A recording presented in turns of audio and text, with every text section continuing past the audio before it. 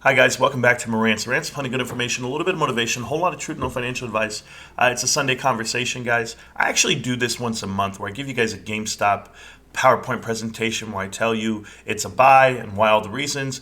Well, I'm going to change it up this month just a little bit. I want to go over the metrics that people measure value, especially for GameStop, how they're measuring value for their own company and the way it's going. So I've been going over the 10 Qs. I want to go over with you guys in detail. I'm going to go to this next screen here. Now, mind you, this is not like a set structured video. I'm going to talk freely.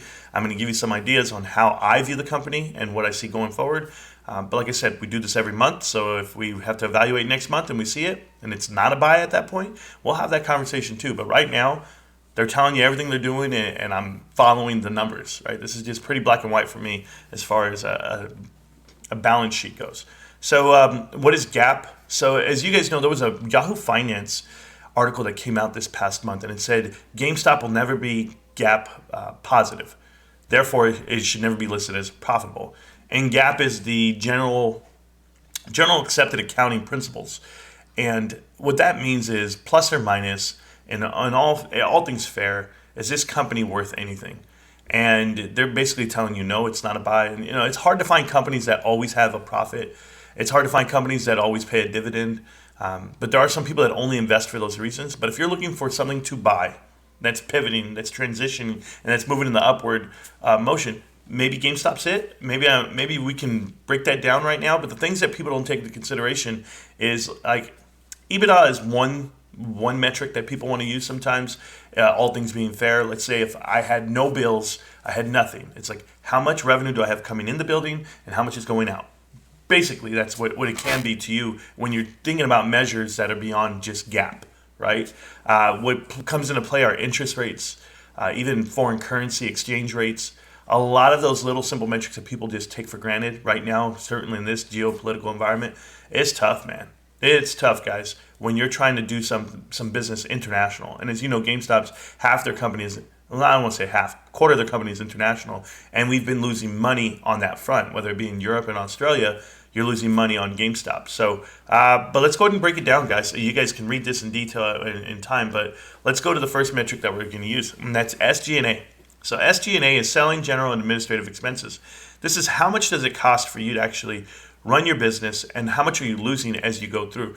I went ahead and looked at the SG&A for the quarters, for quarter two over the last 5 years. Now I'm excluding 2020 because it was a COVID year and our businesses weren't open and we were making money, yes, but it was via e-commerce, which we didn't have the infrastructure for. To give you an example, our sales for this quarter is what people want to view and want to focus on, like 1.14 billion. If you compare that to, well, during COVID, it was 942 million. So it's just not enough to really give you a simple metric. And I also tell you this, which you guys really have to understand, and we're going to get into it next slide, so I won't even go that part yet. But I will tell you, you can't just do sales. Like when people says, well, what are your sales? That's not just the one factor that you can factor. But let's go ahead and go to it. So SG&A, quarter two. In 2018, we had an expense basically to run our business for the quarter at $441 million. In 2019, it was $459 million. And in 2021, we're at 378 and 387 respectively. We've cut it down. We've come down 80 million, 50 million, 80, whatever it may be. And these are a lot of these things that people aren't noticing is like when we say we're down 14% compared to what they thought we would be, those are expectations based off of what it costs to operate at this current stage in the economy. Everything's more expensive. Everything has increased in price. So if you really think about the dollar versus 2018's dollar versus today, that inflated dollar means nothing compared to the expenses that we have. So $387 million today is probably back in 2018 about 290, 300 million. You're way off. You're way off because things cost more now. Certainly expenses do as far as supplies and payroll, salaries, benefits, all the above. So when you're looking at this, just in general, we've already cut off, we're currently cutting off 20% of our workforce. The CFO went ahead and stepped down, and we just absorbed that expense. There's a lot of things that we've been absorbing the whole way through, because whenever you're pivoting and transitioning, that first year's rocky. It really is. There's a combination of new leadership, new culture. People need to get along or not. And I'd rather see all the cuts being made now and last year than I would 5 years from now. So I think people need to see the value in this number and what it means. So it's good on both fronts. It's not a bad thing. It's going in the positive direction. But now here's the other part that I really want to talk about. This is operating lease rights of use to assets. So when you really look at what it costs GameStop to run, okay, our operating expenses just in general, we went from $769 million all the way down to $554. We've cut out $30 million in the past quarter alone. We're going to keep coming down. We're getting nimble. We're getting profitable. We're going to find that equilibrium of profit versus loss at some point down this road. Could be in a couple of quarters from now, but if you're comparing apples to apples, these are the quarterly numbers. These are not annual numbers, but quarter one, and quarter two of those years. They're right here in front of you. So phenomenal.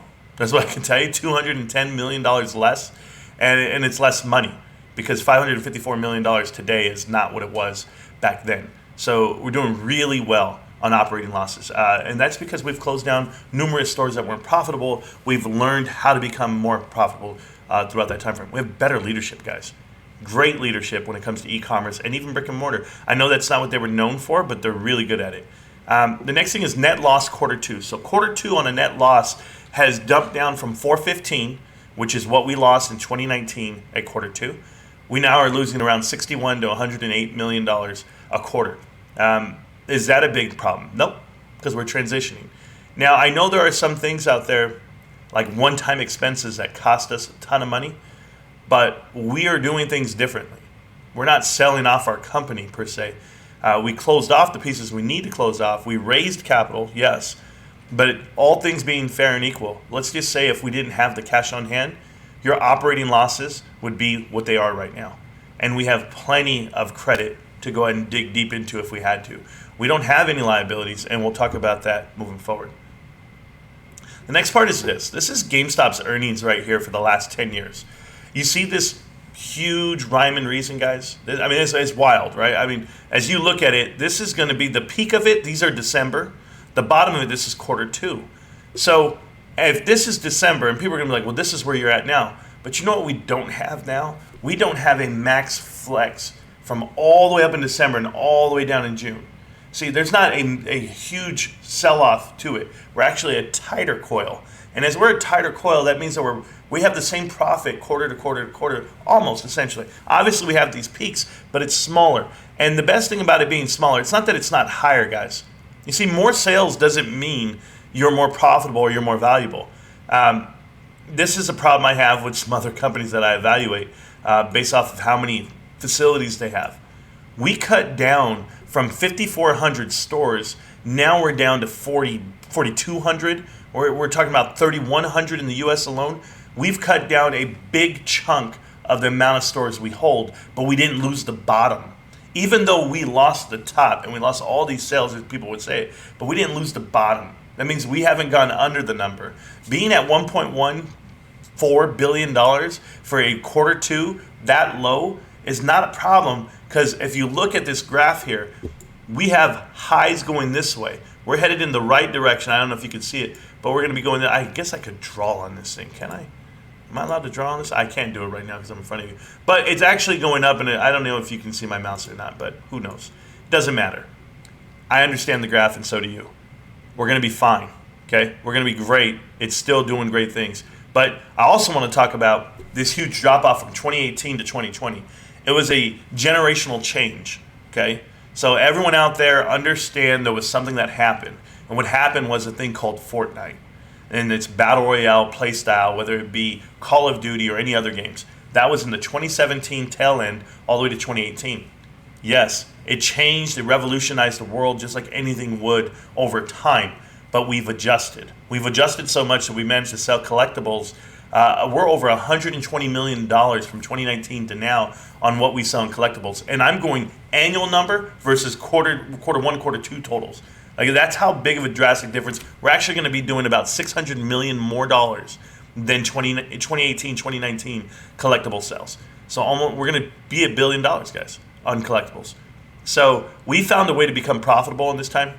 We're also transitioned. We also just built a marketplace. I mean, there's so many things I could go into, but that was Fortnite. That was the Bash. That's what we took. And it was also the Sony and Xbox cycle. So they actually have a cycle. It's the end of their cycle for their console. And those console cycles then go into the new one. And then it became an issue because of pandemic. You're looking at a huge drop-off on what people were producing and what they're getting to you and how they were going to buy it.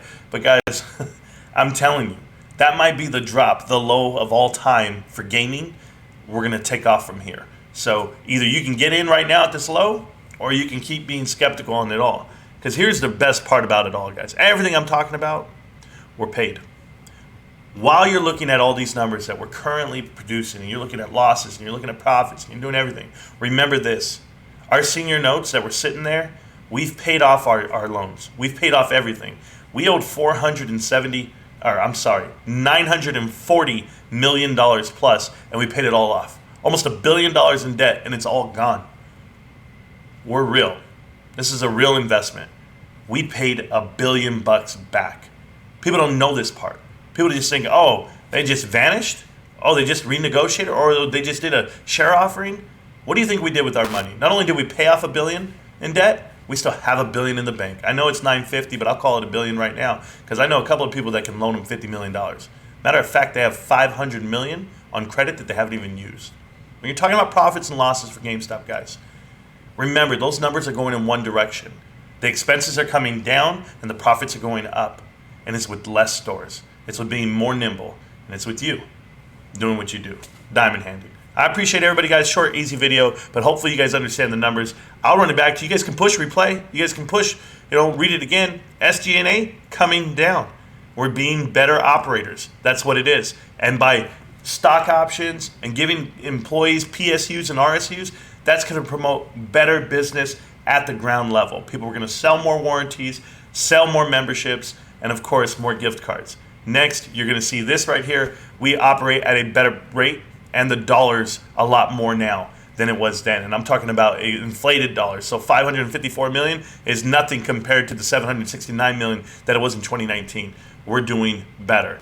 Next, net loss. We have minimal net losses each quarter, and that's going to get even in the plus side. You keep messing around, and you'll find out come quarter 4 of this year. We're going to get past this moment in time. We're going to get past that Fortnite moment in time, and we'll get back to where we were. You'll see it, and I believe it. And hopefully you do too, because everything's paid. GameStop. Can't stop, won't stop. GameStop. I'm going to see you around, millionaires. Peace.